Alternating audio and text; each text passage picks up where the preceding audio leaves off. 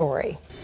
Investigators are 90% sure the noise heard in the final seconds of a cockpit recording aboard the Russian plane that crashed in Egypt was an explosion caused by a bomb, according to a report from Reuters.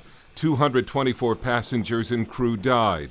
The Islamic State in the Sinai says it did it. Both parties in Congress say President Obama needs to step up attacks against ISIS.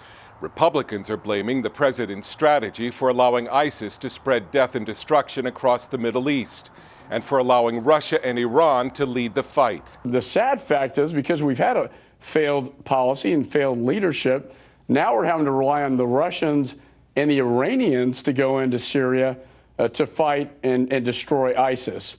And that's kind of where we are today. And I think, again, it's this weakness invites aggression. Congressman Peter King says the U.S. needs boots on the ground to fight ISIS. This has to be an all-out effort. I don't think the president has done enough as far as having the forces on the ground that are necessary to make the air attacks more effective. And Democrat Dianne Feinstein, vice chair of the Senate Select Committee on Intelligence, warns the U.S. cannot avoid a war with ISIS, telling NBC, "We will fight them now or we will fight them later."